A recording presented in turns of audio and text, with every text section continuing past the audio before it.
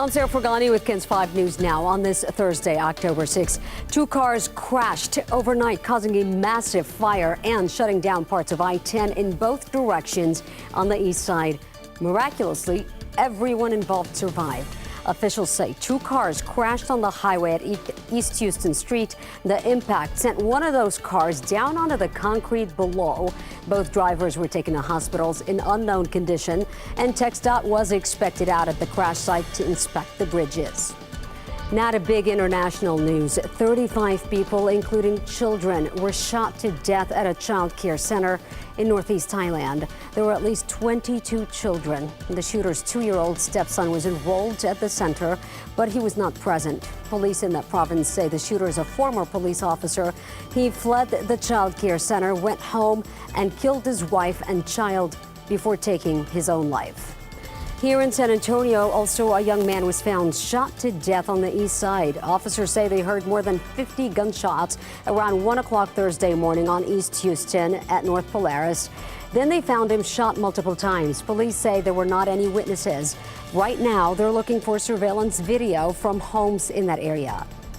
A former DPS trooper reportedly being investigated for her response to the shooting at Robb Elementary is now working as a police officer for the Uvalde School District, and it's causing outrage among victims' families. CNN identified Crimson Elizondo in body cam footage as being one of the first to arrive at the school on May 24th.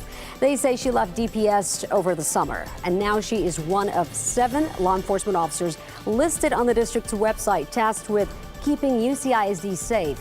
Parents are not happy, calling that decision a slap in the face. I'm absolutely appalled. I even asked the school board beforehand when they said that we were getting more officers if they were hiring or there were going to be officers that were there on May 24th that were going to be patrolling and being around here, and they told me no. So I'm disgusted. KENS 5 has reached out to UCISD for comment, but have not heard back. A teen is still recovering from a run-in with San Antonio police. The officer who shot him has now been fired, and we have new body cam footage showing that confrontation, but we do want to warn you, it may be difficult to watch. This stems from an incident Sunday night. Chief William McManus says rookie cop James Brennan was responding to a disturbance call at the McDonald's on Blanco Road, and that's when Brennan spotted a BMW he says he tried to pull over the night before. Body cam footage shows him walk up and open the door, telling the teen driver inside to get out. 17-year-old Eric Cantu appears to be eating a burger at that time. And you see the teen reverse and drive away as the officer fires several rounds and runs after the car.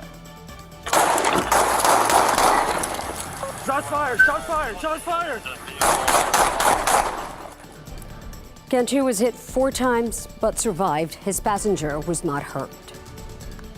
Nothing that officer did that night were in accordance with our training or our policies. The police chief originally said the officer was struck in the leg by the car, although that is not clear in the video. Cantu was arrested and charged with evading arrest and assault on a police officer. The chief says it will be up to the DA if those charges will stand. And at last check, he is recovering and is expected to be okay. The search is intensifying today to find the woman LULAC calls, quote, migrant political predator. The organization is doubling its reward to anyone who can help find Perla Huerta. She's accused of luring migrants from San Antonio to Martha's Vineyard under false pretenses. LULAC says Perla has ties to San Antonio, and they will give $10,000 to the person who can help track her down. A sweep of student housing is complete after a hidden camera was discovered at a student complex at UTSA. Police say they did not find anything that was suspicious. A student found a camera in a fake smoke detector at University Oaks apartment last week. The complex is not operated by the university, but near the campus. Since then, campus police as well as the FBI began investigating. UTSA says the apartment complex has completed its inspections too. The candidates for governor are rallying voters with just over a month until Election Day, and now we're spotlighting one education issue in this governor's race. Democrat Beto O'Rourke says, as governor, he would get rid of STAR testing. Federal law requires states to measure how students perform in reading, math, and science, but states decide how to do those assessments. Governor Greg Abbott's office did not give a comment on this story when our sister station in Houston reached out. In 2015, though, Governor Abbott signed off on a bill that required students to pass the STAR test to graduate high school. Checking in with meteorologist Bob Morales. Oh, it's going to be a beautiful day again. Continue to see those temperatures starting off in the 60s, highs in the upper 80s, close to 90, about 89. You will notice some high clouds increasing, and I think this evening will be mostly cloudy.